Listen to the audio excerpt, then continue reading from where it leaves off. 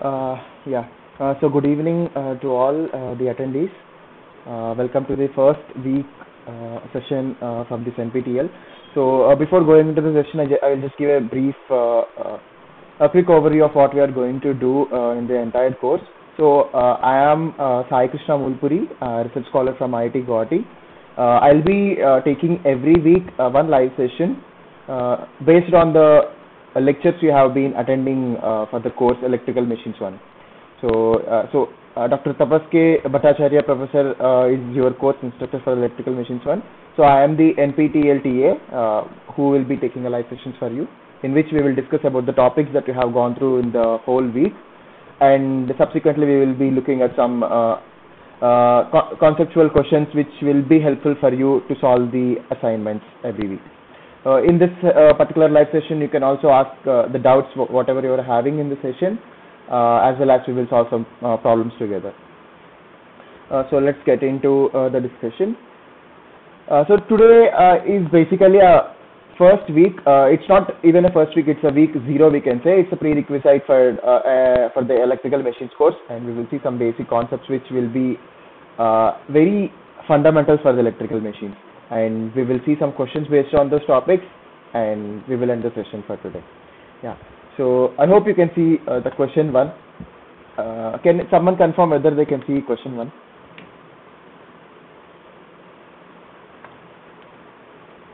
Yes, it's visible. Yeah, thank you. So let's continue. So here we can see 3 diagrams, diagram 1, 2 and 3, and we are asked to find which diagram is having the correct direction of magnetic lines of force. So in order to find which diagram is having the correct direction of magnetic lines of force, we have to go back to the fundamental law, which is a right hand thumb rule. So there are several rules to associate this particular current and flux directions. All are equivalent, but we can choose the rule which we like and remember it easily. So now this is right hand thumb rule, so you may use your right hand rule. I'll just draw a figure right here.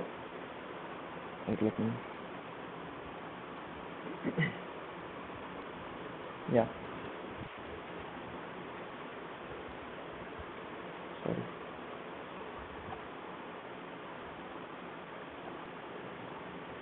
One second.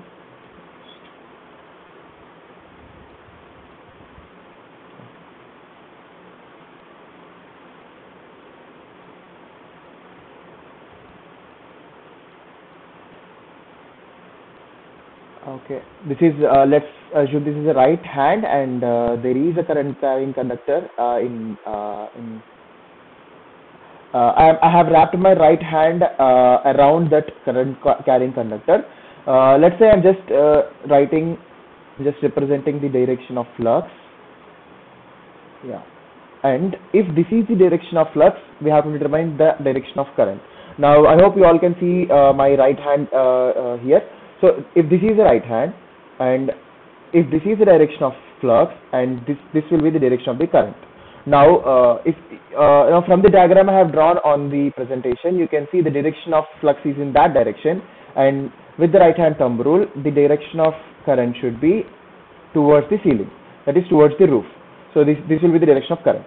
Now if this is the direction of flux, and we have to turn our right hand around the flux direction, and the current will be towards the roof, floor. That will be that is the current direction of current will be towards the floor. So that is the right hand thumb rule. So from seeing the figures diagram 1, 2, 3, we can now easily say which diagram is having the correct direction of magnetic lines of force. In the diagram 1, this is the direction of flux. The current should be pointing towards the floor, but the direction in the diagram 1 is towards the ceiling, so that's wrong. And in the diagram 2, this is the direction of flux, and current should be pointing towards upwards, but it's downwards, and that's wrong. And let's see diagram 3. This is the direction of flux, and the current is also pointing towards the ceiling. So from this, the correct option will be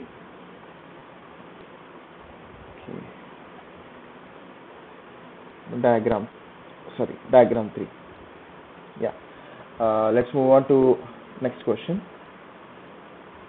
Yeah. So let's see the question. So infinitely long wire, say which runs along the z-axis of a coordinate system, carries 2 amps current. Now, what we were asked to do, we are asked to compute the value of magnetic field intensity at a point 1 by pi meters away from the wire. Say at the point 1 by pi 0, 0. Now, yeah, let's see what the information they have given. So the infinitely long wire is there.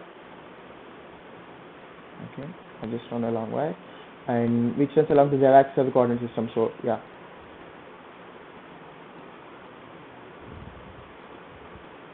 All these axes are mutually perpendicular. So let's say this is running towards like along the z-coordinate system. So it is carrying a current of I is equals to 2 amps, and we have to compute the magnetic field intensity at a point 1 by pi meters away from the wire. So 1 by pi is x. Yeah, 1 by pi, 0, 0. So it is on the x-axis. Sorry.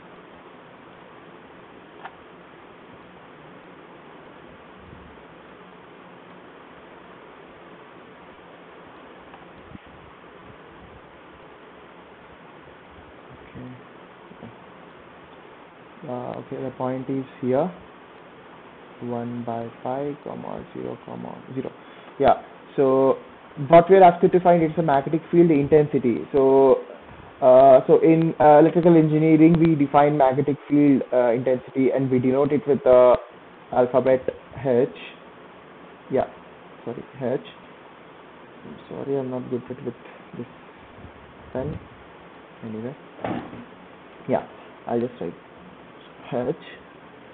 So how to find H when we were given with the coordinates and also the current that is the wire is carrying. Now this is related to the Ampere's circuital law. So according to this Ampere circuital law, so the closed integral of H, let's say a current carrying conductor, conductor is carrying a current I. Now the closed loop integral of that particular magnetic field intensity is nothing but the total amount of current flowing in that loop. So let's say I'll just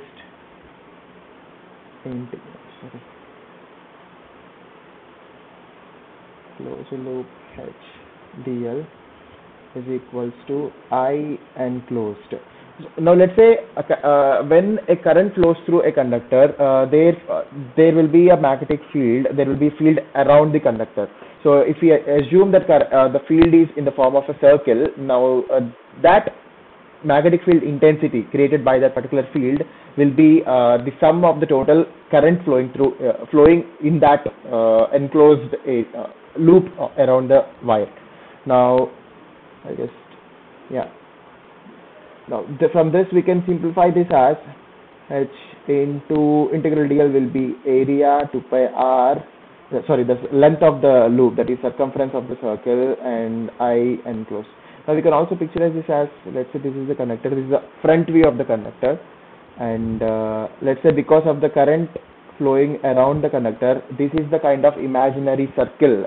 I'm drawing circle because that's a shape I'm assuming of that magnetic field. Let's say this is a shape, and this is the distance r. Now the H into 2 pi r, that is nothing but the length of the circle, will be the current enclosed. Now, yeah, so with that formula, if we see what we were asked to find H, right? H is equals to I enclosed divided by 2 pi r. Yeah, now I enclosed, it was given 2, how much it is given? 2 divided by 2 pi into r, the distance is given as 1 by pi. Now the H will be 1. The units of H will be ampere per meter. It's nothing but I divided by 2 pi r, that is ampere per meter.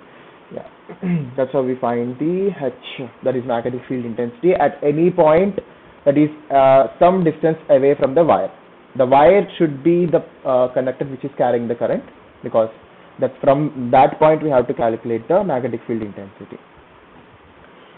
So yeah, I hope you understood that part. And yeah, let's see the question number 3. So what was given in the question 3? We were given again with 3 diagrams, and we need to determine which diagram is having correct directions of flux as well as current. So it is somewhat different from the first question, where there is another where we are have to where we have to fix another notation which will be used in electrical engineering. So this is a dot and cross convention that is we are going to learn today. You also might know what is the dot convention and cross convention. So whenever we see this kind of cross connection, that means the current is perpendicular to the plane. That means whatever the page it is you are seeing, and it is entering into the page. That is flowing from our end towards the page. It is going into it. Now when we see the dot convention, it is also current perpendicular to the plane, but it is coming out of the page. Now it is coming towards us. If you are seeing the picture, it is coming towards you, and if it is a cross convention, it is going into the paper from the reader's perspective. Yeah. So yeah, that's convention. So here we can see which diagrams are in the correct direction of flux and current. If you see the diagram 1, the flux directions are in this way. So the current should be outside. So the current should come out of the plane. So dot convention, that satisfies it, because dot is coming out and cross going into. In the diagram 2, the flux direction is like this, and the current should go into the plane. But there it was given the dot, so it's not correct. And diagram 3, flux is like this, and current should come out of the plane, but it is cross. So the correct answer is diagram 1 only, because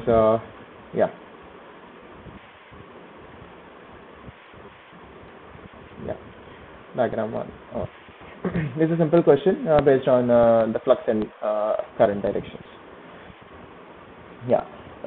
So moving on to the next question, we can see now we have 4 different diagrams, and we were asked which diagram has correct directions of magnetic flux and correct north pole and south pole. So what we have to consider, that the coil as an electromagnet, and we have to recall that the side of a magnet from which flux emanates is called north pole. Emanates means which emits, we can say that is synonym. So the side of the magnet which emits the flux is north pole, and the side through which the flux enters back is the south pole. So we were given the conventions of north pole and south pole. That's like a hint to the question. And we were asking what's the correct direction of magnetic field, and we also have to see whether the north pole and south pole given are equal, correct or not. Now let's say diagram 1, we see, okay, the flux is like this, and yeah, now we were given with the current direction as well as flux direction. Now let's see which is having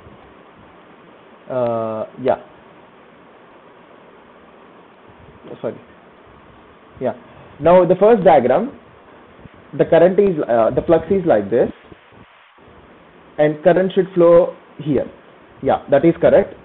Current should flow in this way, that is, it should come like this, anti-clockwise current, and flux is also matching. Flux is like this, current is like this. But see the north pole and south pole, is it correct? Yeah, I'll just draw here to make it simple. Now, so with the diagram 1, the current direction is okay, and let's say this is north pole, it was given, and south pole. Okay.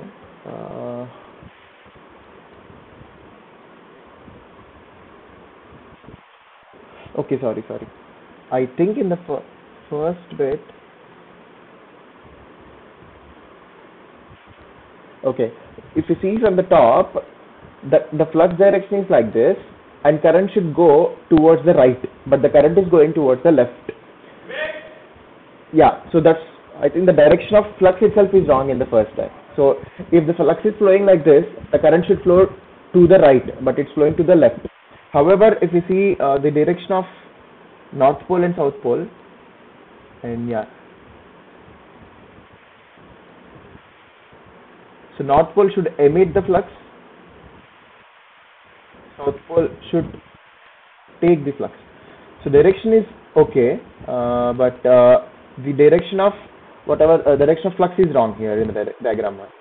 Now in the diagram 2, let's see,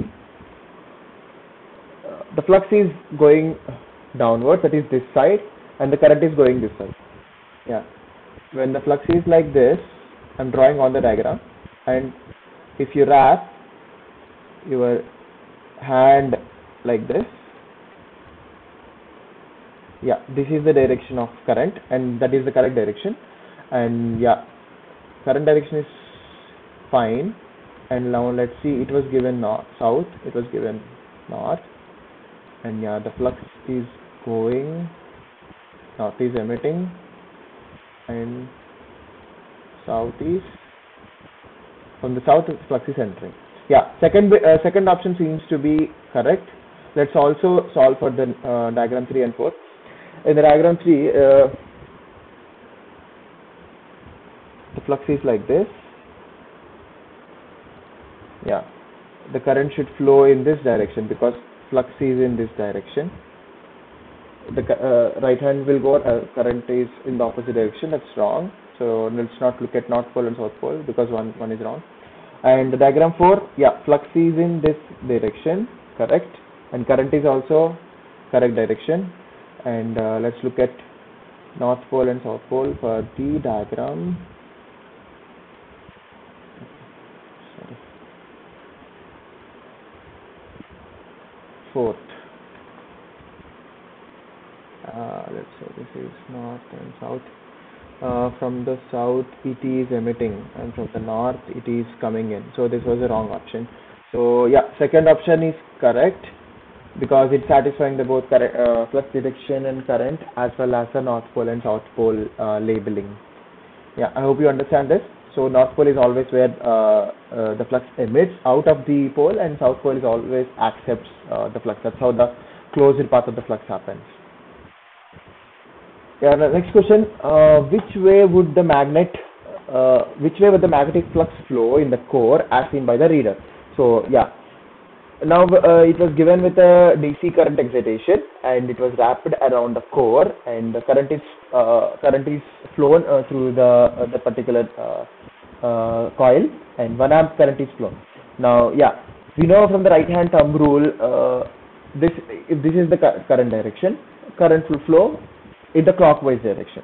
But you may get confused, like if it is a DC current, whether the flux will form or not, because we say DC flux is in the flux. If it is DC, some might think that flux won't form, like there won't be flux won't be generated, but still, whether the current is DC or AC, flux will generate when a conductor carries a current.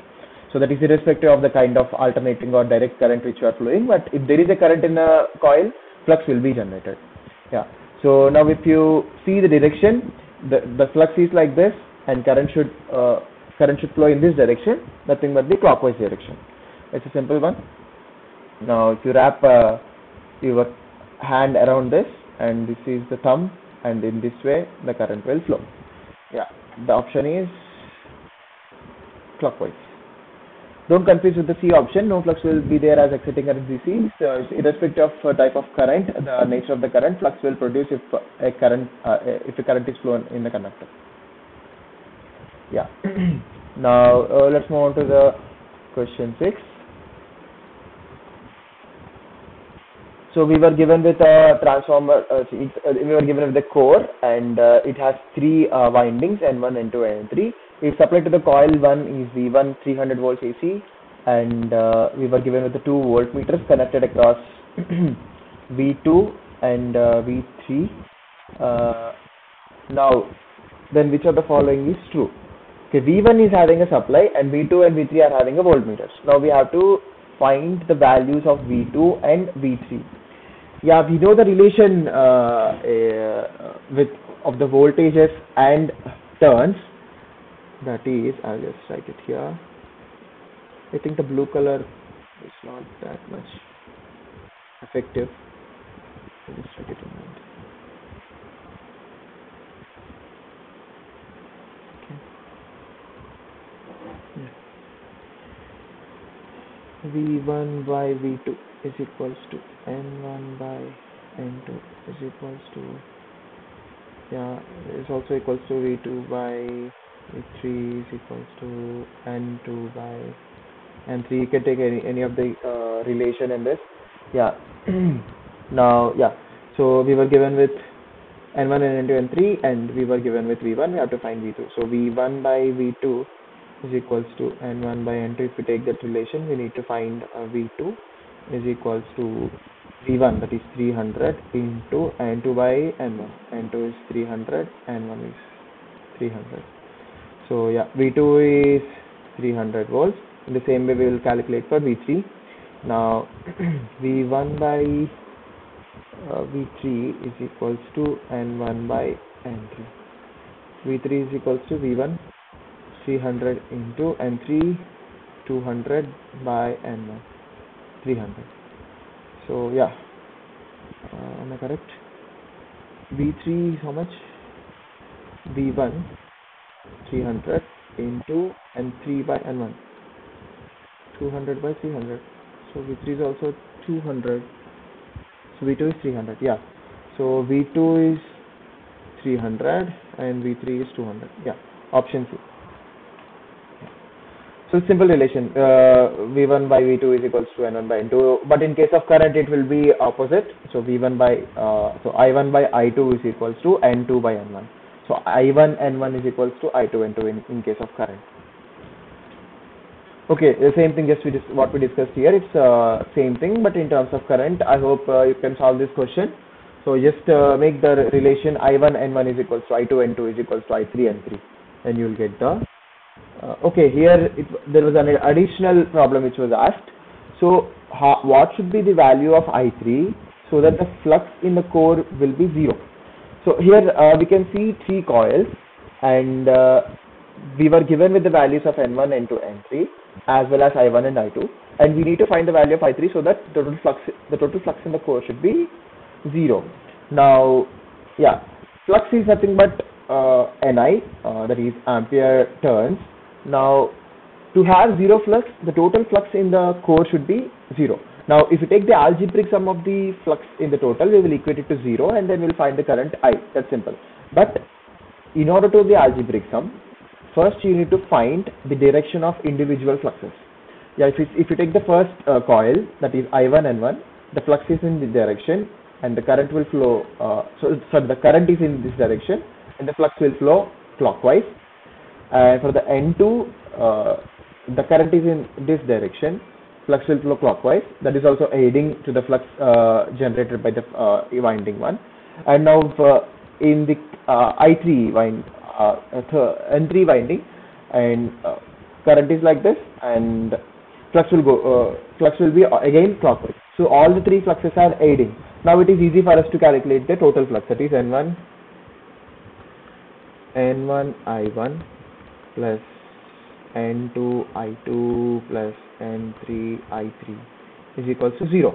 But in order to have a 0 flux, one flux produced by one of the coils should be in opposing to the other fluxes.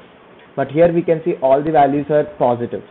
So what we can expect from here is the value of current I3 should be negative in order to produce a opposing flux with the same current direction. So that we will be solving for I3. So I3 is equals to minus N1 I1 minus N2 I2 divided by N3. So minus of 300 plus 900 divided by 200. So it's nothing but minus 1200 by 200, that is minus 6. I3 is equals to minus 6 amps. So why it got negative means because the direction given in the figure was aiding, but in order to create a 0 flux, one of the flux should be opposing. So that's why we got the negative flux, negative value of the current I3. Yeah. So moving on to the next question, we are having a core with single. Both windings N1 and N2 are using only single conductor, through which a current I is flowing. So it was said that I is not equal to 0, and N1 and N2 are the respective turns. So in this transformer, the core flux will be 0 if. So the same principle which we applied before. So now let's see the current direction and the flux directions. Then we will see the algebraic sum of the flux, and then we can see when it will become 0. Now the N1 turn, the current is flowing in this direction, flux will be clockwise, and N2 is also in this direction. Now the flux will be anti-clockwise. So as we discussed, when there is an opposing flux and an aiding flux, resultant flux could be 0.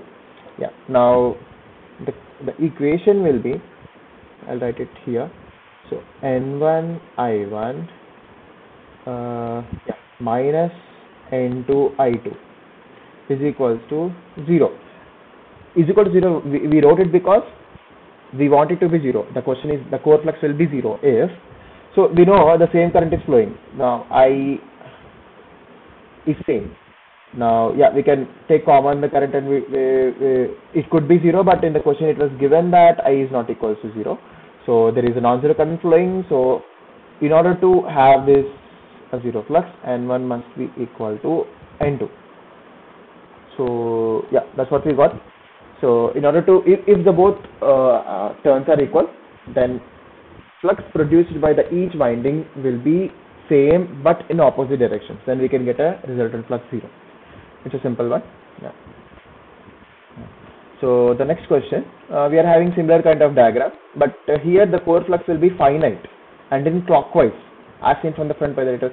So it's similar, same, you have to apply the same concept. You find what are the flux directions first, you do the algebraic sum, and you equate at its equations, and you can easily say what is the relation between turns so that you can get a finite flux. So it's simple only, but anyhow we will see. And this is the N1 current direction, flux will be clockwise, and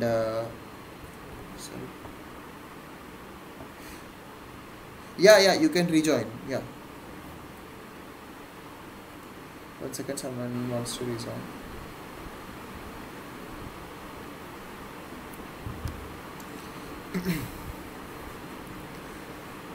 Okay, so N1, this is the flux direction, current direction, flux will be clockwise, and in the N2, this is the current direction, flux will be anti-clockwise, and we should not get the resultant 0. Hello? Yeah. Yes, Ramsai.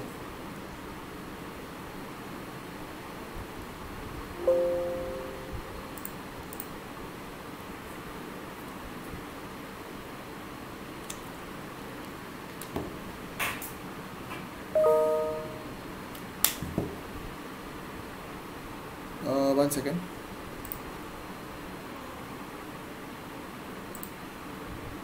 Hello, can you hear me? Yes. From where you lost my voice? From which point? Just 1 to 2 minutes before. Okay. Sorry Before. for that. Okay, sorry for that. Thanks for informing. Let's carry on. I hope I am audible and visible as well. Yes. Thank you. So we were discussing question number 9, where we want a finite flux. Where we want a finite flux, and so here we can see both the current flowing is same. It's a non-zero current flowing, but the current flowing is same, and both are producing a flux which is opposing to each other, but we should not make it equal. Then the resultant flux will be 0. So in order to have a non-zero flux, what we needs to be done, let's write the equation. N1 I minus N2 I2 not equal to 0. Now I1 is same. I1 anyhow not equal to 0. The core flux will be finite, non-zero, and in clockwise direction. If N1 is equals to N2,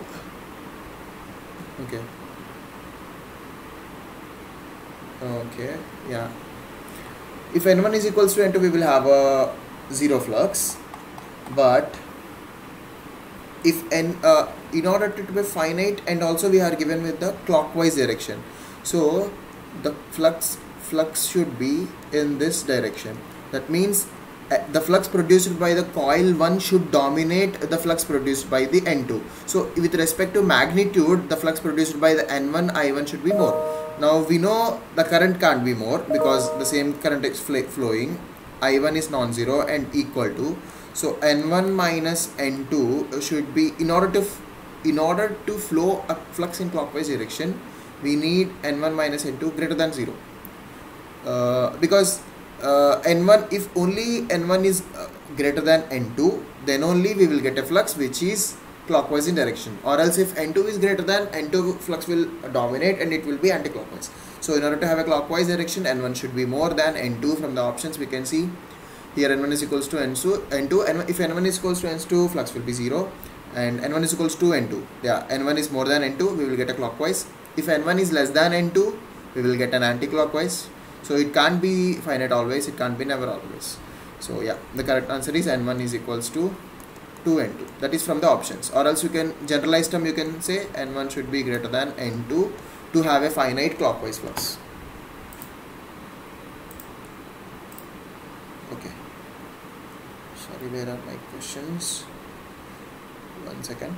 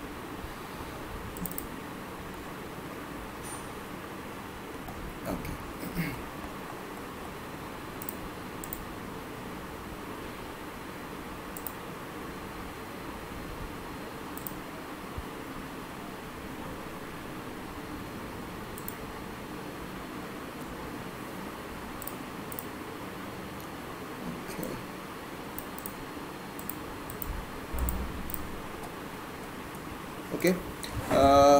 Anyhow, let's see how much time we have left with.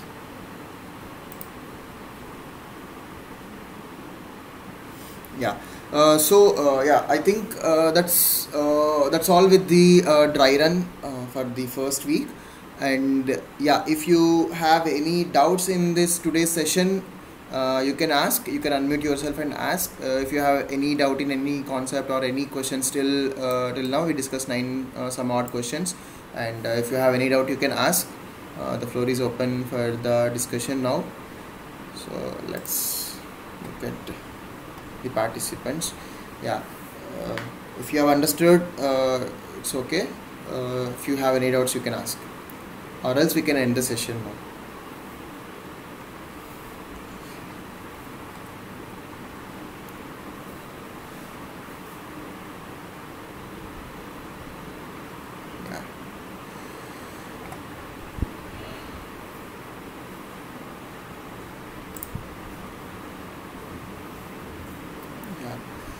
So okay, if no one's having any doubt, we will end the session today, and from next week every Saturday we will meet from 4 to 5 for the weekly live session. And please go through your class lectures again, and while we meet for the session, and we will discuss the concepts related to the lectures you got. And yeah, those will be useful for you to solve your assignments as well, and you can submit your assignments on time. You can also post your queries in the discussion forum. We will either course instructor or we will try to reply to your queries in the discussion forum, or we can also discuss some of the discussion forum questions in this live session itself if the time permits. Yeah, so I request everyone to eagerly participate in this interactive session, so that you will also learn and you will also get to interact with each other. Yeah, I thank you once again for joining the session, and yeah, see you next week. Thank you.